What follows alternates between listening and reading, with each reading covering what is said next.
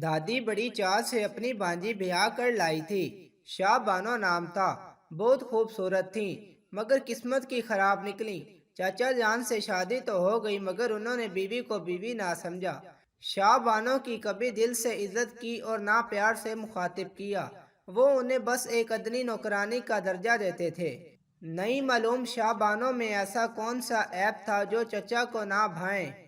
इस खातून ने बहुत कोशिश की खामद का दिल जीतने की, मगर नाकाम रही।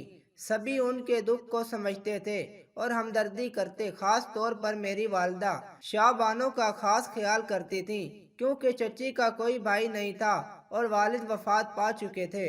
इन दिनों हम एबटाबाद के एक छोटे से गांव में रहा करते थे। हमारा घर 2 मंजिला था। हम जेरे और चचा बलाई मंजिल पर कयाम पजीर थे। चची शोर की बदसलूकी से गमजदा होती तो अम्मी के पास आ जाती। तब मेरी वालदा उनको गले लगा कर तसल्ली देती कि शाहबानो सब्र करो, सब दिन एक से नहीं रहते। तुम्हारे बच्चे होंगे तो दिन फिर जाएंगे। जब तक दादी जिंदा थी चचा ने बीवी से किसी तौर निभा किया। 4 बच्चे भी हो गए तो चची उनकी परवरिश में खो गईं और शोर की बेइतनाई की आदी हो गईं। जिंदगी की गाड़ी यूं तू चल रही थी कि एक रोज जब के चचा दुकान से लौटे, आते ही बीवी को आवाज दी। उस वक्त वो नहा रही थी, जवाब ना दे सकी। थोड़ी देर बाद जब नहा कर निकली, शोर को आग बगोला पाया। वो चिल्ला रहे थे कि तुम कहाँ गारत हो गई थी, कब से खाना मांग रहा हूँ, ये कोई वक्त है नहाने का, जानती नहीं हो इस वक्त मैं दुकान से आता हूँ। वो बेचारी बौखला कर किचन को दौड़ी, जल्दी जल्दी खाना गरम करके ट्रे में रखा। जब चचा के सामने खाना आया, उन्होंने हाथ मार कर ट्रे को उलट दिया कि मुझे अब खाना चाहिए और ना तुम्हारी जरूरत है। बस इतनी सी बात बहाना बनी और उन्होंने अपने 4 बच्चों की माँ को तलाक दे दी। चच्ची रोती हुई मैके चली गईं। हम सब ही रो रहे थे जब वो जा रही थी। ये बहुत बड़ा जुल्म चचा जान ने किया था। उनके बच्चे भी रो रहे थे, लेकिन बाप ने उनको माँ के हमरा जाने ना दिया। कई दिनों तक हमारे घर में शौक की सी कैफियत रही। मेरे चारों कजन अशर, जफर, नादरा और रुखसाना बहुत परेशान थे। तभी अम्मी उनको अपने पास ले आईं। अब उनका खाना अम्मी बनाती, उन्हें तैयार करती और सब इकट्ठे स्कूल जाते। वो माँ की कमी को बेहद महसूस करते, जबकि मेरी वालदा की कोशिश होती कि शाहबानो के बच्चे खुश रहें, लेकिन माँ के बगैर भला वो क्यों कर खुश रह सकते थे। चचा उनको शाहबानो से मिलने भी नहीं देते थे। माँ जैसी अजीम हस्ती की जगह कोई नहीं ले सकता। फिर भी हमारी वालदा ने मकदूर भर को कोशिश की कि चचा के बच्चों का दुख समेट लें। बीवी को तलाक देने के बाद चचा बहुत कम घर आते थे। उनको अपने बच्चों की फिक्र ना थी। मुत्तमिन थे कि उनकी देखभाल हो रही है और वो अकेले नहीं हैं। सच है, वक्त गहरे जख्मों को मंदमल कर देता है। इस जख्म को मंदमल होने में भी वक्त लगा। अम्मी सीधी सादी औरत थी, जमाने की चालाकियों को ना जानती थी। वो हम सब बच्चों से यकसा प्यार करती थी। हम स्कूल से लौटते तो खाना खाकर बकरियां चराने खेतों को निकल जाते। हमारा बचपन था, आपस में खेल कूद कर खुश रहते थे। लेकिन शाहबानो औलाद के लिए जरूर तड़पती होंगी। एक रोज हम स्कूल से लौटे तो पता चला कि चाचा ने दूसरी शादी कर ली है और नई बीवी को घर ले आए हैं। उसका नाम दिलशाद था। दरअसल चचा शादी से कबल ही इस खातून के इश्क में गिरफ्तार हुए थे। दादी ने उनकी ना चलने दी और शाहबानो से जबरदस्ती शादी करा दी। इधर दिलशाद की भी अपने कजन से शादी हो गई। चचा मगर इस औरत को ना भुला सके। बदकिस्मती से दिलशाद को उसकी शादी के 2 साल बाद तलाक हो गई, तो वो फिर से हमारे चचा से मिलने लगी और दोनों के मरासिम ज्यादा गहरे हो गए। यही वजह थी कि शाहबानो चचा को कांटे की तरह खटकती थीं। वो दिलशाद से शादी के ख्वाह थे, लेकिन दादी और 4 बच्चे राह की रुकावट थे। दादी की वफात के बाद ये रुकावट ना रही। चचा ने बीवी को तलाक देकर दिलशाद से निकाह कर लिया, क्योंकि दिलशाद की यही शर्त थी, पहले बीवी को तलाक दो तभी शादी करूंगी। यूं बेचारी शाहबानो का घर उजड़ा। ये किस्सा बाद में हमको मालूम हुआ और चची की तलाक का अकदा खुल गया। अब हम भी सियाने हो गए थे। नई चची एक आंख ना भाती थी, लेकिन वालदा ने सख्ती से हदायत की थी कि तुम लोगों ने नई चची की भी इज्जत करनी है और कभी चचा को इस बारे में शिकायत का मौका ना देना। तभी हम चुप रहते, हालांकि वो अपने सौतेले बच्चों से अच्छा सलूक नहीं करती थीं। اس بات کا غم تھا مگر چچا سے کہہ نہیں پاتے تھے۔ میں ابھی 4 سال کی تھی جب ابو نے میری منگنی اشر سے کر دی۔ ہم ایک ہی گھر میں رہتے تھے، ابو اسکول ٹیچر تھے اور چچا کا اپنا کاروبار تھا۔ وہ زیادہ خوشحال تھے، تبھی میرے والد اپنے چھوٹے بھائی کے آگے بول نہیں سکتے تھے۔ نہیں چچی اپنے شوہر کے سامنے ان کے بچوں سے پیار جتاتی، لیکن جب وہ گھر پر نہ ہوتے ان پر بڑا ظلم ڈھاتی، سب کو مارتی اور گھر سے نکال دیتی، جس کی وجہ سے یہ سب ہماری امی کے پاس نچلی منزل میں آ جاتے اور ہمارے ساتھ کھانا کھاتے، ہمارے گھر ہی سو جاتے۔ وہ اوپر اپنے گھر جانے سے کتراتے تھے۔ ان کا گھر دور تو نہ تھا لیکن وہ کئی کئی روز اوپر نہ جاتے۔ اب میری عمر 14 سال تھی اور میں 9ویں میں پڑھتی تھی، جبکہ چھوٹی بہن ماریا 12 سال کی ہو گئی تھی۔ میرا چچا زاد اشر بہت اچھا تھا۔ رفتہ رفتہ اس کا مزاج اور رویہ بدلنے لگا، منہ پھٹ اور بدتمیز ہو گیا۔ خاص طور پر اپنی سوتیلی ماں کو جواب دیتا تو وہ شوہر سے شکایت کر کے اس سے پٹواتی۔ بچپن میں تو ایسی باتوں کی سمجھ نہیں ہوتی، ہوش سنبھالا تب احساس ہوا کہ اشر کا رویہ درست نہیں۔ اس سے خوف کھانے لگی اور دور دور رہنے لگی۔ اپنی حرکتوں کی وجہ سے اس نے گھر کا سکون برباد کرنا شروع کر دیا۔ شاید یہ اس امر کا رد عمل تھا جو کچھ اس کے والد نے اپنی اولاد کے ساتھ کیا، خاص طور پر ان کی حقیقی ماں کو ان سے دور کر دیا تھا۔ اشر سب سے بڑا ہونے کے سبب زیادہ حساس ہو گیا تھا، جبکہ اس کا چھوٹا بھائی ظفر بہت اچھا، نیک اور شریف لڑکا تھا۔ وہ مجھ سے 1 برس چھوٹا تھا لیکن میرے برابر لگتا۔ تبھی میری اس کے ساتھ دوستی ہو گئی اور میں اشر کی بجائے ظفر کو پسند کرنے لگی۔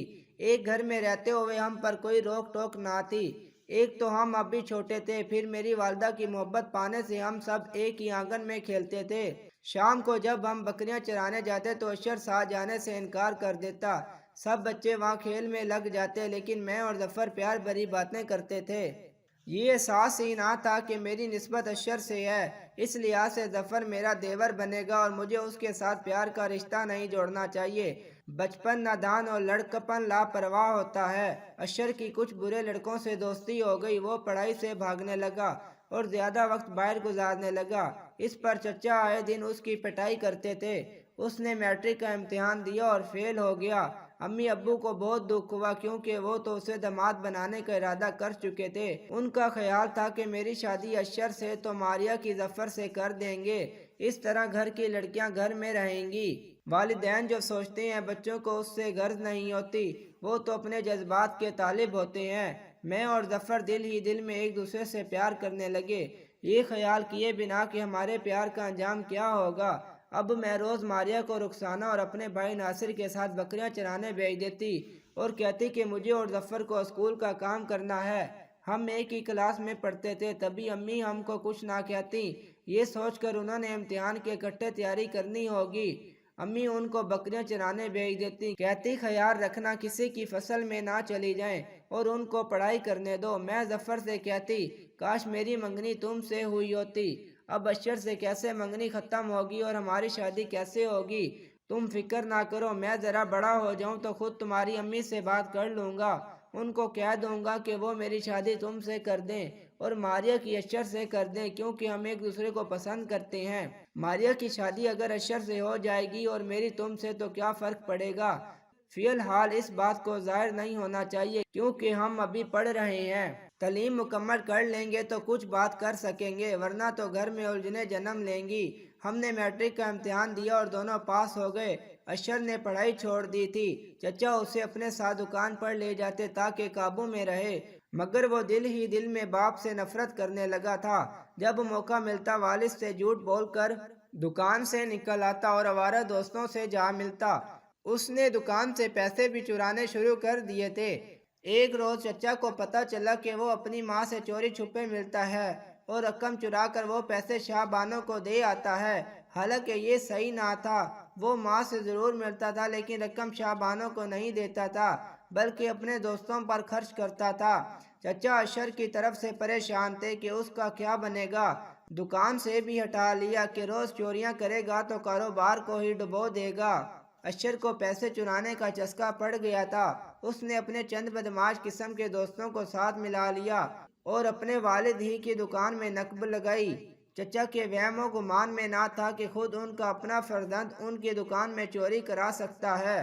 उन्होंने पुलिस में रपट लिखवाई और पुलिस ने तफ्तीश की। तब पता चला कि चोरों में अशर भी शामिल है। जब पुलिस उसको गिरफ्तार करने आई, वालिद और चचा दोनों घर नहीं थे और अशर चौक में अपने दोस्तों के पास बैठा था।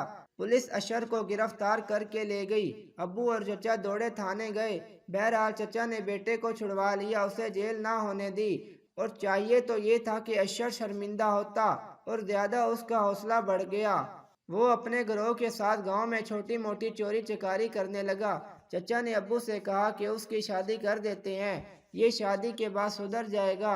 अब्बू परेशान थे कि क्या करें, भाई की माने और बेटी को जानते बूझते कुएं में धक्का दे दें या इनकार कर दें। दूसरी सूरत में खानदान का शराजा बिखरने का इम्कान था।